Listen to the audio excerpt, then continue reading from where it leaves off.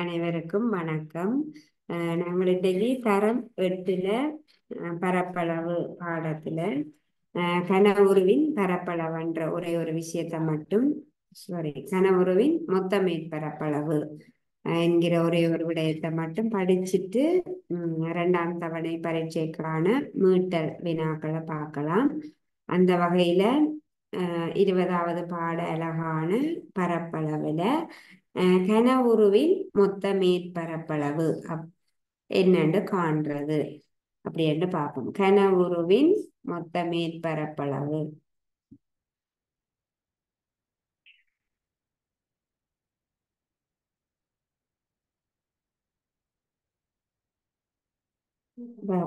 கடைசி வகுப்புல நாங்கள் சதுரமுகியினுடைய மொத்த மேற்பரப்பளவு பார்த்த நாங்கள் ஒரு சதுரமுகியினுடைய மொத்த மேற்பரப்பளவை காண்றதுக்கு ஒரு சதுரமுகி வடிவமான ஒரு மாதிரியை வச்சுக்கொண்டு அதனுடைய மொத்த மேற்பரப்பளவு எப்படி காண்றதுன்னு பார்த்து நாங்கள் சதுரமுகியினுடைய மொத்த மேற்பரப்பளவு சதுரமுகி என்றால் அதாவது 6 சதுர வடிவமான முகங்களை கொண்ட ஒரு திண்மம். இந்த சதுரமுகியினுடைய மொத்த மேற்பரப்பளவு எப்படி கண்ட நாங்கள் சதுரமுகியினுடைய ஒரு முகத்தின் பரப்பளவை காண்பதன் மூலமாக ஒரு முகத்தின் பரப்பளவு என்னென்ன காண்றது ஒரு சதுரமுகியினுடைய எல்லா முகங்களும் சதுர வடிவமானவை 6 முகங்களை கொண்டிருக்கும் சதுர வடிவமான 6 முகங்களை கொண்டுள்ள திண்மம் தான் சதுரமுகி. அப்ப இந்த திண்மத்தினுடைய ஒரு முகத்தின் பரப்பளவை காணுவோம். ஒரு முகத்தினுடைய வடிவம் சதுரம். சதுரத்தினுடைய பரப்பளவு நீளம் தர நீளம் அல்லது நீளம் தர அகலம். அப்போ ஒரு முகத்தினுடைய நீளத்தை எல் என்று எடுப்போமேயானால் சதுரமுகியின் ஒரு முகம் சதுர வடிவமானது நீளம் இல்லைண்டா அகலமும் எல்லாத்தான் இருக்கும். அப்போ ஒரு முகத்தின் பரப்பளவு நீளம் தர நீளம் எல் தர எல் எல் வர்க்கம்.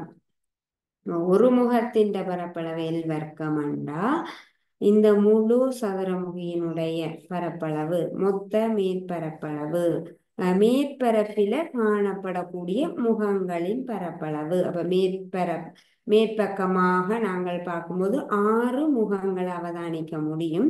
ஒரு முகத்தின் பரப்பளவு எல் வர்க்கமாக இருந்தால் 6 முகங்களினதும் பரப்பளவு 6 எல் வர்க்கமாக இருக்கும். சதுரமுகியினுடைய மொத்த மேற்பரப்பின் பரப்பளவு சமன் 6 எல் வர்க்கம். இது சதுரமுகி. கடைசி வகுப்புல சதுரமுகியினுடைய மொத்த மேற்பரப்பளவு நாங்கள் கண்ட நாங்கள் இப்ப நாங்கள் கனவுருவின் மொத்த மேற்பரப்பளவை காணுவோம்.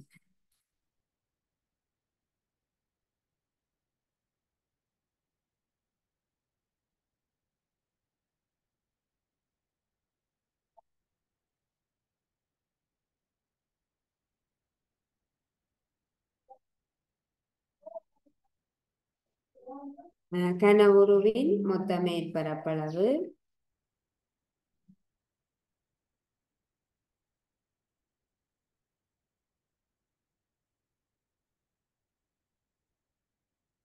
கனவுருவினுடைய மொத்த மேற்பரப்பளவு என்னென்ன காண்றது இதே போல சதுரமுகிய போல கனவுருவினுடைய மேற்பக்கமாக நாங்கள் பார்க்கும் போதும் 6 முகங்களை அவதானிக்க முடியும். ஒரு கனவுருவினுடைய மேற்பக்கமாக பார்க்கும்போது இந்த கனவுருவெடுத்து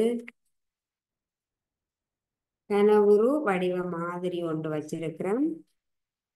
கனவுரு அப்படி என்ன பாருங்கோ 6 முகங்களை கொண்ட ஒரு திண்மம் தான் கனவுரு. நாங்கள் இப்ப வச்சிருக்கிறது பிரிசில் போட்டினால் செய்யப்பட்ட கனவுரு வடிவ மாதிரி 6 முகங்கள் காணப்படும். 6 முகங்களும் எப்படி இருக்கும் பரப்பளவில் சமனான செவ்வக வடிவ முகங்களாக இருக்கும். பரப்பளவில் சமனான செவ்வக வடிவ ஒன்றுக்கொன்று வித்தியாசமான 3 சோடி முகங்கள் இங்க காணப்படும். அதாவது இந்த முகமும் இந்த முகமும் இதற்கு எதிர்பக்கமாக கீழே இருக்கக்கூடிய முகமும் ஒரே மாதிரி இருக்கும். இந்த முகமும் இந்த முகத்தினுடைய பரப்பளவும் ஒரே மாதிரி இருக்கும்.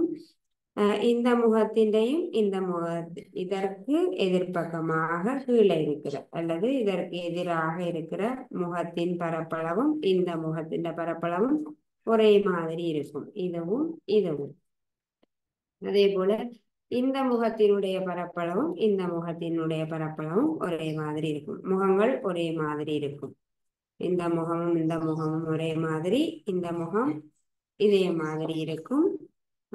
இந்த முகமும் ஒரே மாதிரி, ஒரே அளவிலான அல்லது ஒரே சமனான பரப்பளவுடையதாக இருக்கும். இப்ப கனவுரு ஒன்றை நீங்கள் எடுத்து பார்த்தனீங்கன்னா, கனவுரு வடிவ மாதிரிய உருவாக்கி பார்த்தனீங்கன்னா, கனவுருவில செவ்வக வடிவிலான ஒன்றுக்கொன்று வித்தியாசமான 3 சோடி முகங்கள் காணப்படும். 2 சோடி முகங்கள் ஒரே மாதிரி, ஒரு சோடி முகங்கள் 3 சோடி முகங்கள் காணப்படும் என்றால் 2 முகங்கள் ஒரே மாதிரி, மற்ற 2 முகங்கள் ஒரே மாதிரி, மீதி 2 முகங்களும் ஒரே மாதிரி இருக்கும். கனவுரு ஒன்றினுடைய மொத்த மேற்பரப்பளவு காணும் போது கனவுருவை பற்றி நாங்கள் அறிஞ்சிருக்க வேணும். கனவுரு ஒன்றில் பரப்பளவில் சமனான ஒன்றுக்கொன்று வித்தியாசமான 3 சோடி முகங்கள் காணப்படுகின்றன. இப்ப இங்க நீங்கள் பார்க்கும்போது இந்த முகமும்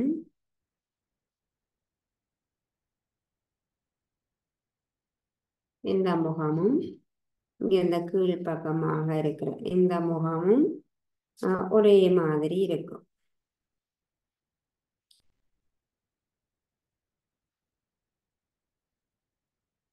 இதே மாதிரி இதற்கு எதிராக இருக்கக்கூடிய முகம் காணப்படும். மேலே இருக்கிற முகமும் கீழே இருக்கிற முகமும் ஒரே மாதிரி இருக்கும். சைட்ல 2 முகங்களும் ஒரே மாதிரி இருக்கும். ஒன்றுக்கொன்று வித்தியாசமான 3 சோடி முகங்கள் காணப்படும் கனவுருவில. இந்த கனவுருவினுடைய மொத்த மேற்பரப்பளவு என்னென்று காணுவோம் நாங்கள். ஒவ்வொரு முகத்தினுடைய பரப்பளவையும் கண்டு 6 முகத்தின் பரப்பளவையும் நாங்கள் காண வேணும். ஒரு முகத்தின் பரப்பளவை கண்டுட்டு 6 முகத்தின் பரப்பளவு காண வேணும். ஆனால் ஒரு முகத்தின் பரப்பளவு காணும் போது அதே மாதிரி இன்னொரு முகம் இருக்கும். ஆகவே நாங்கள் 3 சோடி ஒரே மாதிரியான முகங்கள் காணப்படுகின்றன. ஒரு கனவுருவில 3 சோடி ஒரே மாதிரியான முகங்கள் காணப்படும். ஆகவே நாங்கள் 3 முகங்களினது பரப்பளவை கண்டா காணும். அதுல இருந்து நாங்கள் 3 முகங்களின் அது பரப்பளவை கண்டுட்டு அதுல இருந்து நாங்கள் மொத்தமாக கனவுருவினுடைய மொத்த மேற்பரப்பளவை காண முடியும். ஏன்னா இதை கண்டனீங்கன்னா இதே மாதிரி தான் இந்த முகம் இருக்கும். அப்ப இதை ஒன்றை கண்டுட்டு 2 பெருக்கி விட்டனீங்கன்னா இந்த 2 முகங்களினது பரப்பளவு உங்களுக்கு கிடைச்சிரும். அதே போல இந்த முகத்தின் பரப்பளவை கண்டுட்டு இதே மாதிரி தான் இதுக்கு எதிர்பக்கமாக இருக்கிற முகம் இருக்கும். இதை கண்டுட்டு 2 பெருக்கினோம்னா இந்த 2 முகங்களினதும் பரப்பளவு வந்துடும். ஆகவே நாங்கள் 3 முகங்களினது பரப்பளவை காணுறோம். இந்த கனவுருவின் நீளத்தை X என்று எடுப்போம், அகலத்தை Y என்று எடுப்போம், உயரத்தை Z என்று எடுப்போம். கனவுருவினுடைய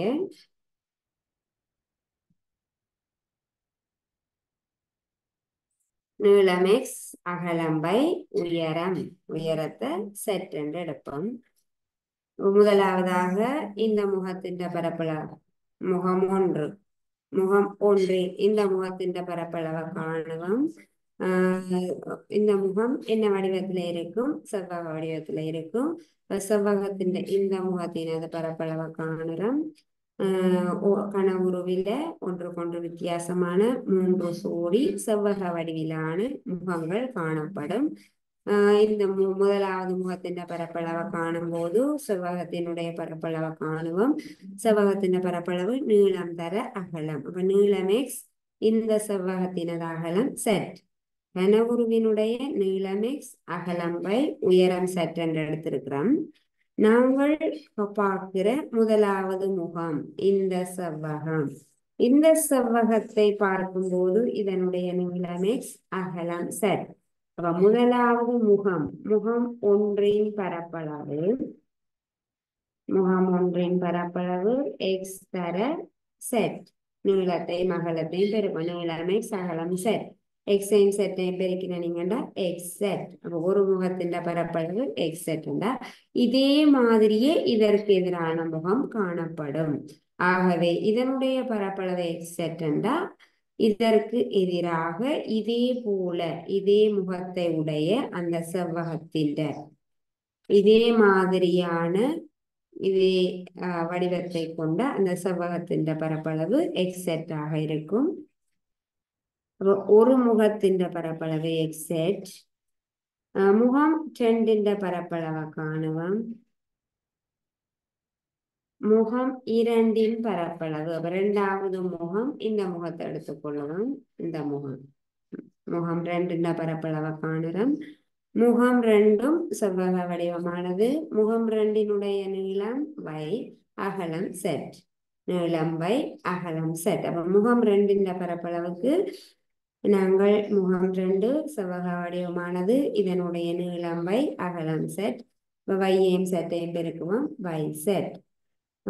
முதலாவது முகம், இரண்டாவது முகம், மூன்றாவது முகம் மேல் பக்கமாக தெரியக்கூடிய முகம் 3 அல்லது கீழே அடியில பாருங்க, கீழ்ப்பக்கமாக அடியில தெரியக்கூடிய இந்த முகம் 3 பரப்பளவு.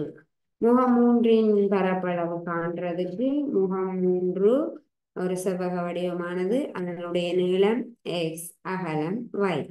ஆகவே முகம் 3 பரப்பளவு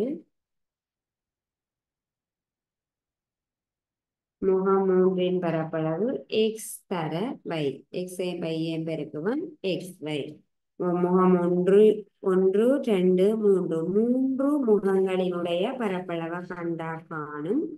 3 சோடி வித்தியாசமான முகங்கள் இருக்குது. அப்போ மீதி 3 முகங்களும் இதே போல ஒன்று இத மாதிரி, இன்னொன்று முகம் 2 மாதிரி, இன்னொரு முகம் 3 மாதிரி.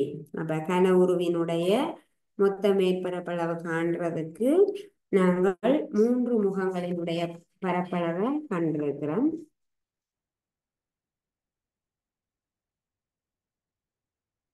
மூன்று முகங்களின் பரப்பளவு கனவுருவின் மொத்த மேற்பரப்பளவு.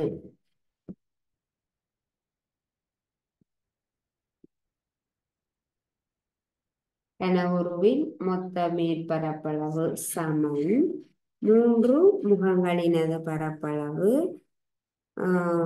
xz, yz, xy. அப்ப இதே மாதிரி இன்னும் 3 முகங்கள் இருக்க போகுது. ஆகவே நாங்கள் ஒவ்வொன்றையும் 2ஆல பெருக்குவோம். இதே மாதிரி இன்னொரு முகம் இருக்குது. அப்ப இந்த 2 முகங்களினது பரப்பளவு இதே மாதிரி இருக்கக்கூடிய இன்னொரு முகத்தினதும் இந்த முகத்தினதும் பரப்பளவு xy-ஐ xz-ஐயும் கூட்டுவோம். கூட்டினோம்டா 2xz-ஐயும் இதே மாதிரி இன்னொரு முகம் இருக்கு xz-ஐயும் கூட்டுவோம் 2xz.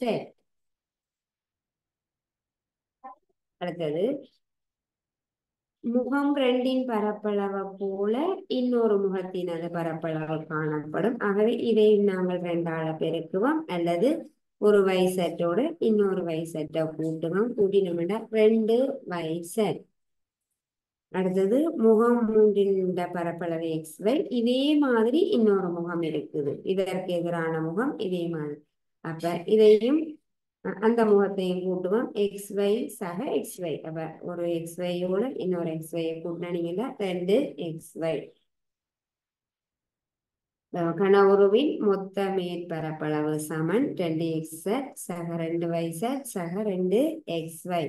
இந்த 3ல இருந்தும் நாங்கள் ஒரு 2 வெளியால் எடுப்போம். 2xz சக yz சக xy. கனவுருவின் மொத்த மேற்பரப்பளவு சமன் 2 பிராக்கெட்டுக்குள்ள xz சக yz சக xy ஆகும். கனவுருவின் மொத்த மேற்பரப்பளவு காண்பதற்கு ஒரு கனவுருவில 6 முகங்கள் காணப்படும். 6 முகமும் செவ்வக வடிவிலானவை. அப்ப நாங்கள் சதுரமுகிக்கு ஒரு முகத்தின் பரப்பளவை கண்டுட்டு 6 முகங்களினது பரப்பளவை 6ஆல பெருக்கி 6 முகங்களினது பரப்பளவை கண்ட நாங்கள். ஆனால் சதுரமுகியில எல்லா முகங்களும் சதுர வடிவமானவை. ஆனால் கனவுருவுல அப்படி இல்லை. 3 சோடி ஒரே மாதிரியான முகங்கள் காணப்படும்.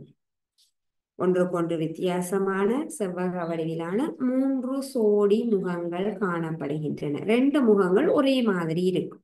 அப்ப நாங்கள் ஒரு முகத்தின் பரப்பளவை கண்டுட்டு அதை 2ஆல பெருக்கி விட்டோம்டா சரி, 2 முகங்களினது பரப்பளவு வந்துடும். இன்னும் 2 முகங்கள் ஒரே மாதிரியானவை, ஒரே வடி செவ்வகம் தான் எல்லாமே. சில நேரங்கள்ல ஒரு முகம், ஏதாவது ஒரு முகம் சதுரமாக இருக்கும்.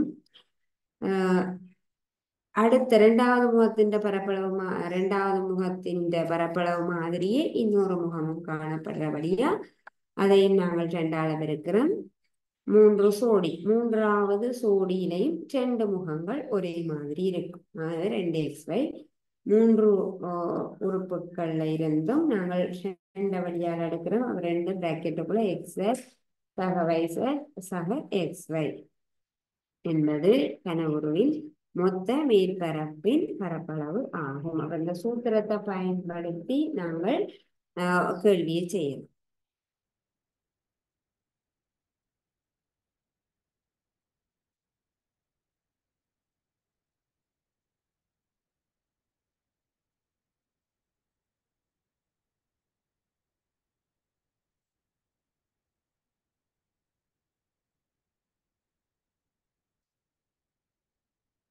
கேள்வி பார்ப்போம்.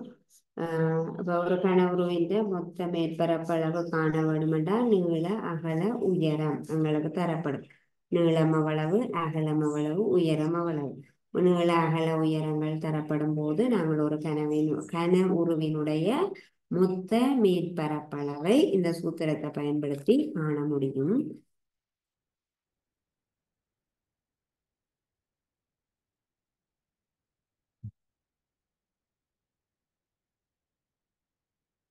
நீளம் நீளம் அகலம் உயரம்,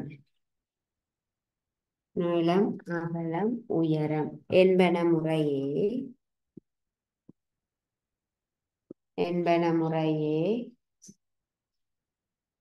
10 சென்டிமீட்டர், 7 சென்டிமீட்டர், 5 சென்டிமீட்டர் ஆக உள்ள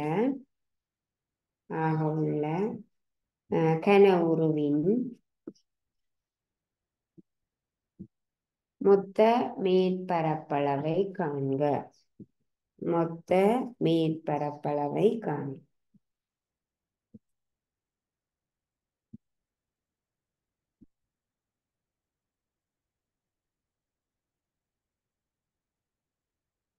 நீளம் அகலம் உயரம் என்பன முறையே 10 சென்டிமீட்டர், 7 சென்டிமீட்டர், 5 சென்டிமீட்டர் ஆக உள்ள கனவுருவின் மொத்த மேற்பரப்பளவை காண்க. நீளம் 10 சென்டிமீட்டர், அகலம் 7 சென்டிமீட்டர், உயரம் 5 சென்டிமீட்டர். நீளம் 10 சென்டிமீட்டர், அகலம்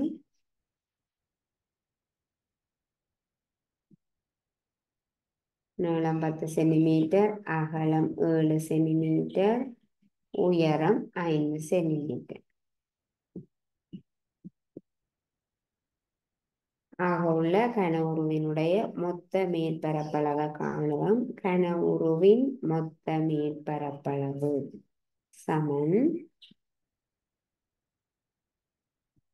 2 பிராக்கெட்டுக்குள்ள XY Z மூன்றையும் வச்சு சொல்றோம். முதலாவது X-ஐயும் Y-ஐயும் பெருக்கும்போ 2XY சக, அடுத்தது Y-யும் Z-ம் சக YZ, அடுத்தது Z சக XZ. X-ஐயும் Y-ஐயும் Z-ஐயும் வச்சு நாங்கள் இந்த மேற்பரப்பளவை ஞாபகம் வச்சிருக்கலாம். முதலாவது 2 பிராக்கெட்டுக்குள்ள X-ஐயும் Y-ஐயும் பெருக்குங்கோ XY. அடுத்தது வையையும் செட்டையும் பெருக்குங்கோ வை செட். அடுத்தது செட்டையும் எக்ஸையும் பெருக்குங்கோ எக்ஸ் செட். ரெண்டு பிராக்கெட்டுக்குள்ள எக்ஸ் வை சக வை செட் சக எக்ஸ் செட். அப்ப இதுல நாங்கள் இந்த எக்ஸ் வை செட்டுக்கு என்ன எடுப்போம்? நீளத்தை எக்ஸ் என்று எடுப்போம். நீளத்தை எக்ஸ் என்று எடுப்போம். அகலத்தை வை என்று எப்படியும் எடுக்கலாம். நீளத்தை எக்ஸ் என்று எடுப்போம். அகலத்தை வை என்று எடுப்போம். உயரத்தை செட் என்று எடுப்போம். நீளம் 10 சென்டிமீட்டர் ஆகவே எக்ஸ் 10 சென்டிமீட்டர், அகலம் 7 சென்டிமீட்டர் ஆகவே வை 7, உயரம் 5 சென்டிமீட்டர் செட் 5. நீளம் அகலம் உயரம் என்பதற்கு பதிலாக எக்ஸ் நீளத்துக்காக எக்ஸும் அகலத்துக்காக வையும் உயரத்துக்காக செட்டும் எடுக்கிறோம். ரெண்டு பிராக்கெட்டுக்குள்ள எக்ஸ் வை எக்ஸ் ஆக நாங்கள் நீளத்தை கருதுகிறோம். எக்ஸ் வை எக்ஸ் 10 எக்ஸ் வை எக்ஸ் தர வை 10 தர வை 7 10 தர 7 சக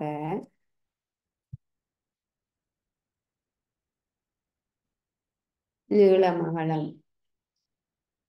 உயரத்துக்கு பதிலாக நாங்கள் எடுக்கிறது எக்ஸ் வை செட் என்று எடுப்போம். எக்ஸ் சமன் 10 சென்டிமீட்டர், y சமன் 7 சென்டிமீட்டர், z சமன் 5 சென்டிமீட்டர். இந்த சூத்திரத்துல எக்ஸுக்கு 10ம் yக்கு 7ம் zக்கு 5ம் போடுறோம்.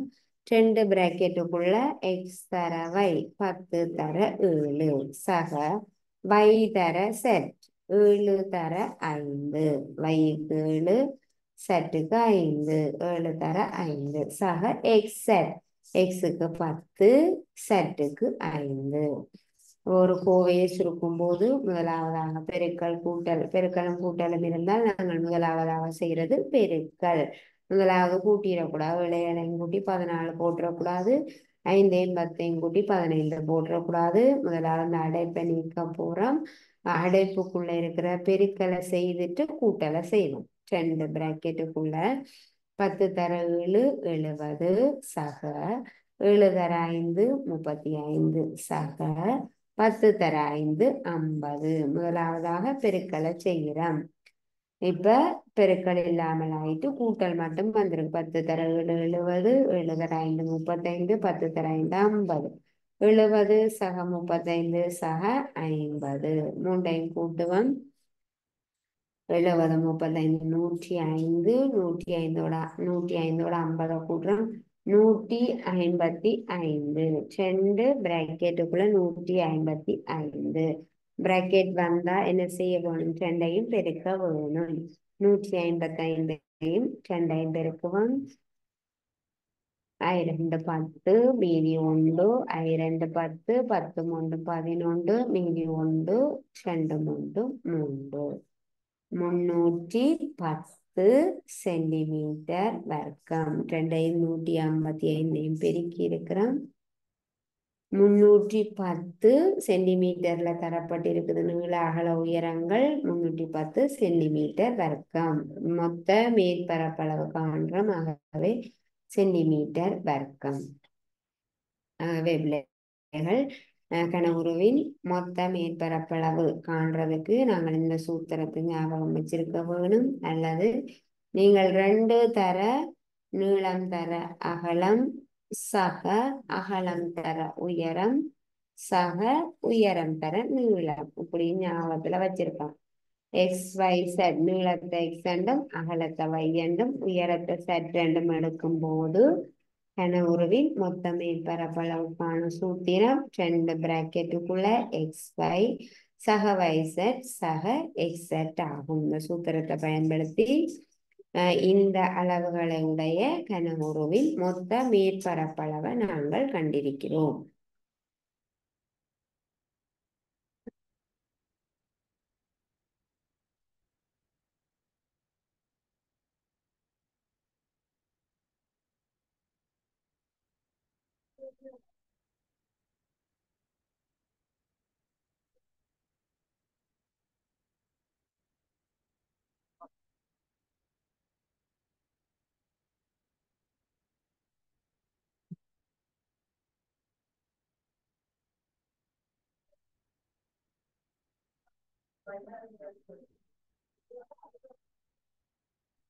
ஆகவே இதோட இந்த பரப்பளவு என்கிற பாடமானது நிறைவுக்கு வருது.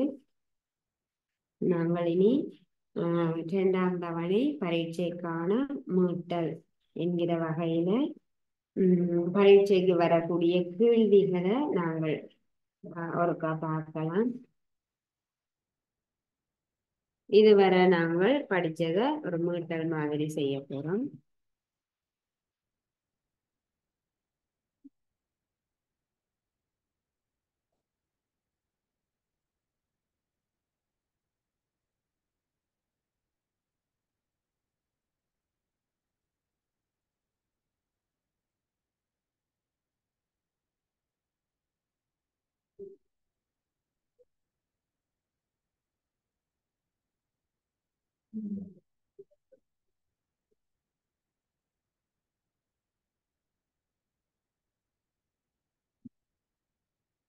நாங்கள் படிச்சு முடிச்சுட்டு வந்த பாடங்கள்ல பரீட்சைக்கு வரக்கூடிய கேள்விகளை பார்ப்போம். முதலாவதாக தரப்பட்ட உருவில் தரப்பட்ட உருவில் எக்ஸ் y ஆகியவற்றின் பெருமானங்களை காண்க. தரப்பட்ட உருவில் எக்ஸ் y ஆகியவற்றின் பெருமானங்களை காண்க.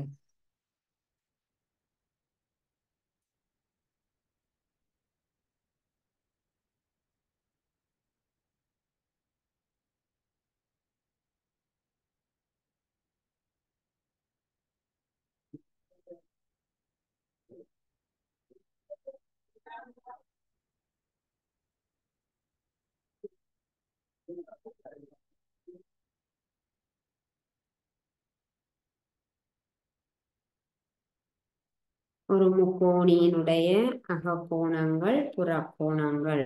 அகக்கோணங்கள் புறக்கோணம் தொடர்பான கேள்வி. அகக்கோணங்கள் தரப்பட்டிருக்குது. ஒரு முக்கோணியில முக்கோணிக்குள்ள 3 அகக்கோணங்கள் இருக்கும். முக்கோணிக்கு உள்ளே காணப்படக்கூடிய கோணங்களை நாங்கள் முக்கோணியின் அகக்கோணங்கள் என்று சொல்லுவோம். இந்த கோணமானது y ஒரு தெரியாக்கணியத்தினால தரப்படுகிறது. இந்த கோணமானது x என்னும் தெரியாக்கணியத்தினால தரப்படுகிறது. மூன்றாவது கோணத்தினுடைய பருமன் 115 பாகை. புறக்கோணம் தரப்பட்டிருக்குது 135 பாகை. புறக்கோணம் என்றா என்ன? ஒரு முக்கோணியினுடைய யாதாயினும் ஒரு பக்கத்தை நீட்டும் போது, எந்த பக்கத்தை இருந்தாலும் நீட்டலாம். முக்கோணிக்கு 3 பக்கங்கள் இருக்குது. ஏதாவது ஒரு பக்கத்தை நீட்டும் போது, வெளிப்பக்கமாக நீட்டும் போது உருவாகக்கூடிய கோணம் தான் புறக்கோணம். இந்த புறக்கோணத்தின் பருமன் 135 பாகை. இந்த தரவுகளை வச்சுக்கொண்டு நாங்கள் எக்ஸினதும் வையினதும் பருமன்களை காண வேணும். என்னென்று காணுவோம். அப்ப அகக்கோணம் பாருங்கோ, அகக்கோணங்கள் புறக்கோணம் தொடர்பான ஒரு கேள்வி. இப்ப நாங்கள் எக்ஸையும் வையையும் காண வேணும். முதலாவது இதை காணுவோம். இந்த கோணத்தினுடைய பருமனை காணுவோம். எக்ஸ காண வேணும். ஏனென்றா முக்கோணியினுடைய 3 அகக்கோணங்களின் கூட்டுத்தொகை 180 பாகை.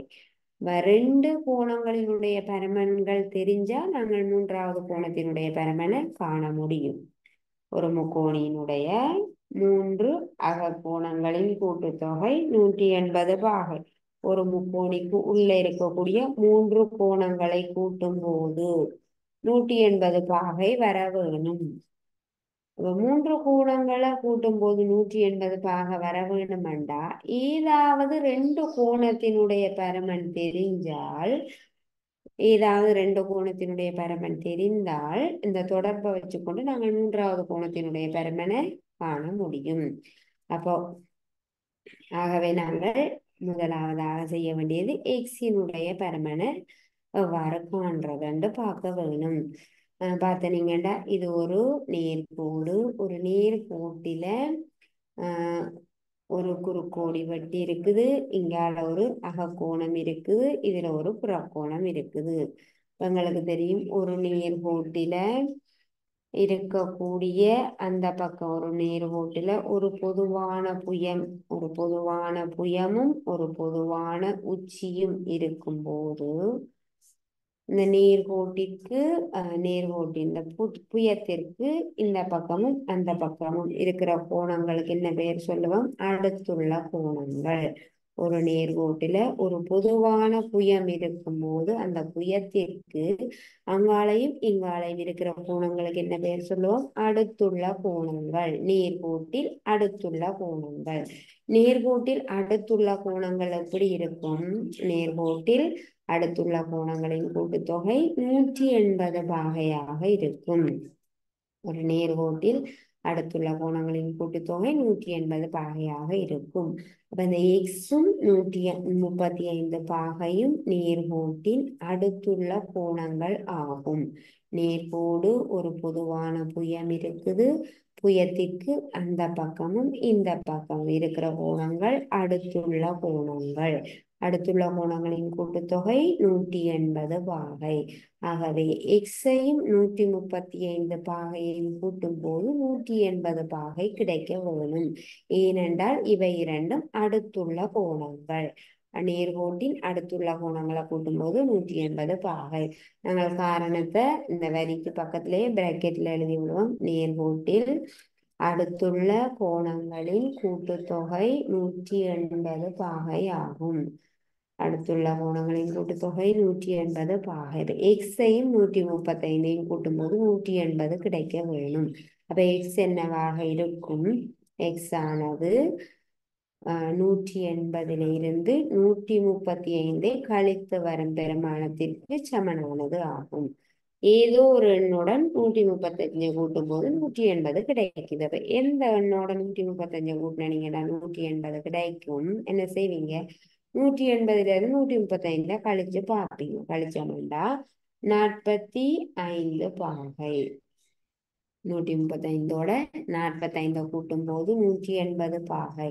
ஆகவே எக்ஸினுடைய பெருமன் 135ஓட 45 கூட்டும் போது 180 பாகை.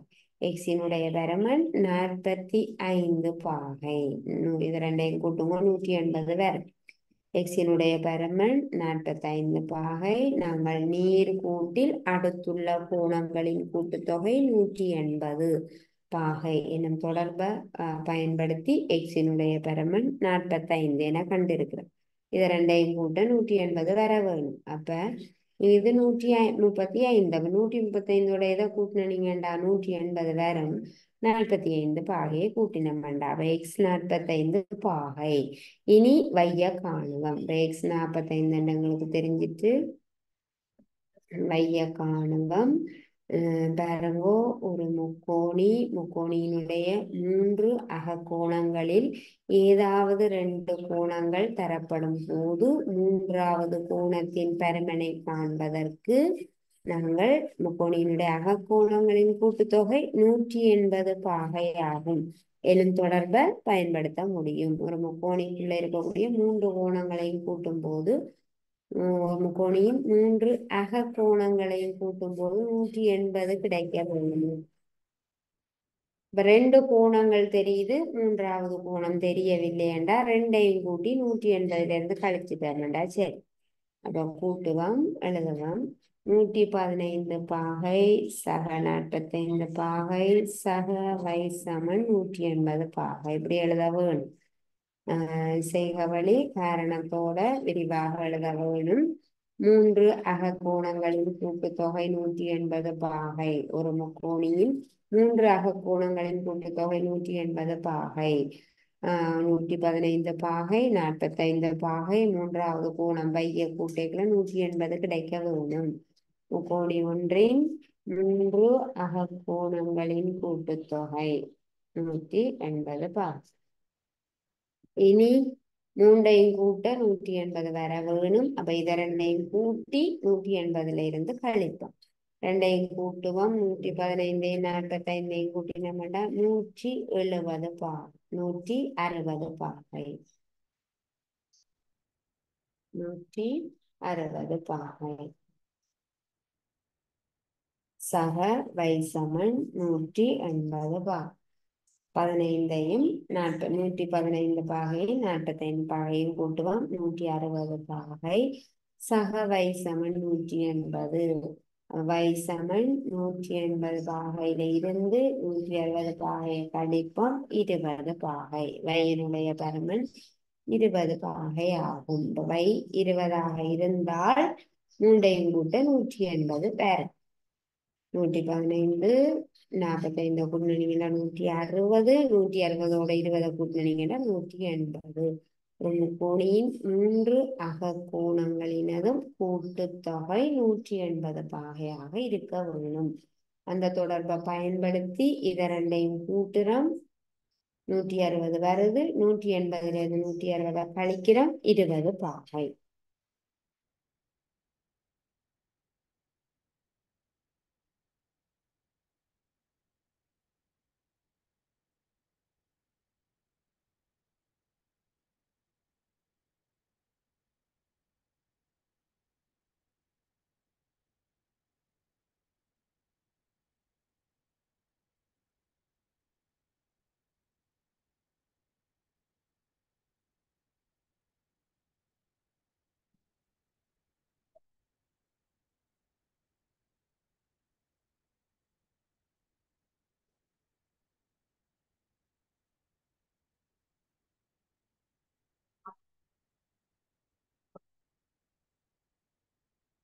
அடுத்ததாக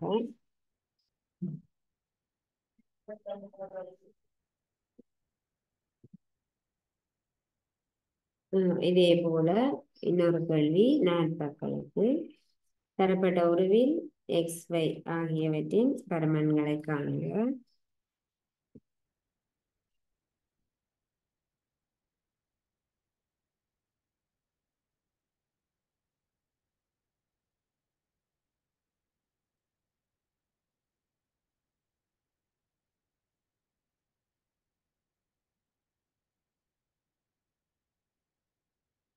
ஒரு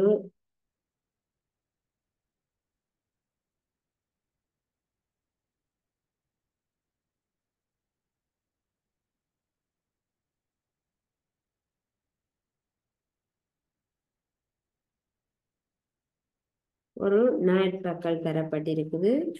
4 பக்கங்களால் ஆன 4 பக்கங்களை கொண்ட மூடிய நேர்கோட்டு தளவுருக்கு பெயர் நாட்பக்கள். நாட்பக்களினுடைய கோணங்கள் தரப்பட்டிருக்குது.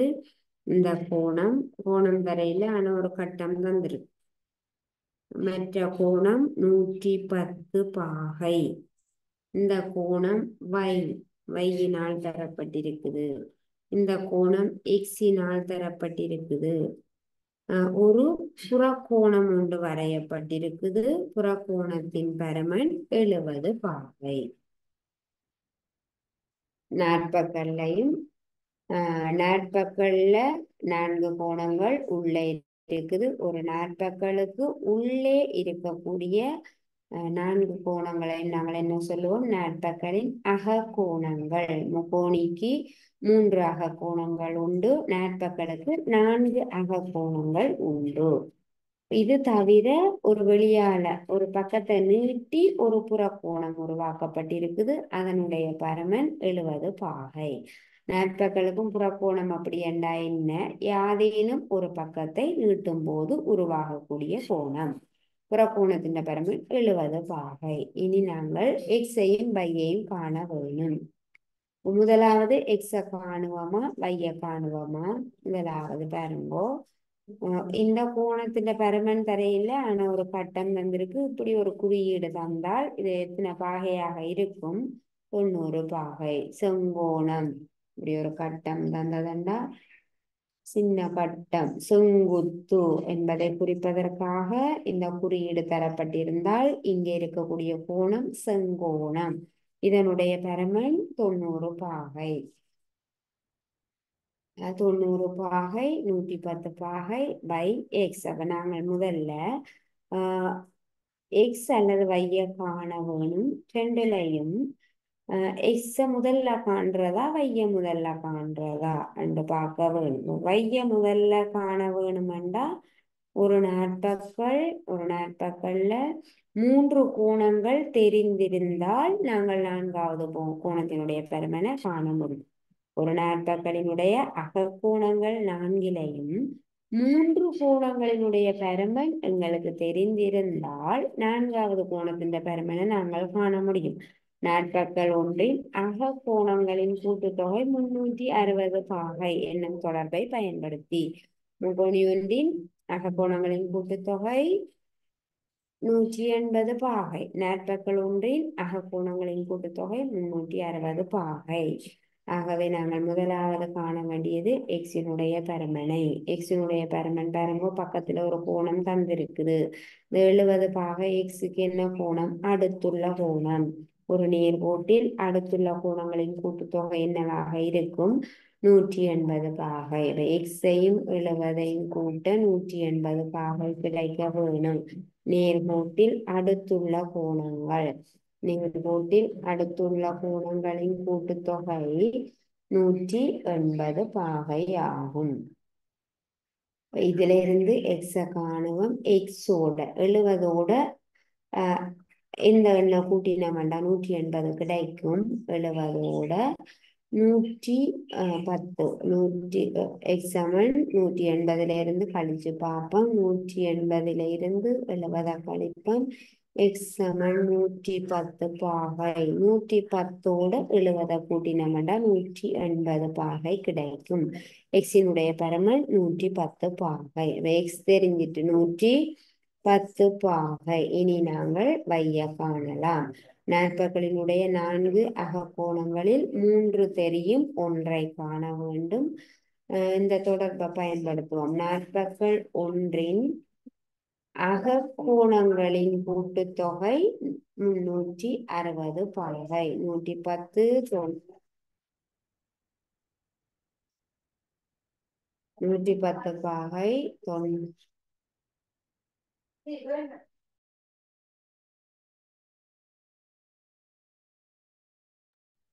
110 90 இதோட 110ஐயும் 3 கோணங்கள் தெரியுது, வை தெரியாது. ஒரு நாற்பக்களின் 4 அகக்கோணங்களின் கூட்டுத்தொகை 360 பாகை. காரணம் எழுதுவோம். நாற்பக்கள் ஒன்றின் அகக்கோணங்களின் கூட்டுத்தொகை நாற்பக்கள் ஒன்றின் அகக்கோணங்களின் கூட்டுத்தொகை 360 பாகை. இனி தெரிந்த கோணங்கள் 3ஐ நாங்கள் கூட்டுவோம். 110 90 200. 200ஓட 110 கூட்டினோம்டா 310 சக வை சமன் 360 பாகை. 3ஐயும் கூட்டுவோம். 200 110ஓட 90 கூட்டினோம்டா 200. 200ஓட 110 கூட்டினோம்டா 310. 310ஓட வைய கூட்ட 320 வர வேணும். 360 வர வேணும். 310ஓட எத்தனையை கூட்டினீங்கன்னா 360 கிடைக்கும். 50 பாகை. 360ல இருந்து 310 கழிச்சு பார்ப்போம். 50 பாகை. 310உடன் எந்த எண்ணை கூட்டும் போது 360 கிடைக்கும். 310 பாகையுடன் எத்தனை பாகையை கூட்டும் போது 360 பாகை கிடைக்கும். 50 பாகையை கூட்டும் போது 360 பாகை கிடைக்கும். ஆகவே வையினுடைய பருமன் 50 பாகையாகும். எக்ஸினுடைய பருமன் 110 பாகை ஆகும்.